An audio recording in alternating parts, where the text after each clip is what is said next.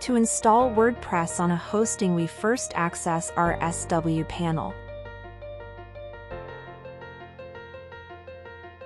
We look for the service we want to manage and access its dashboard.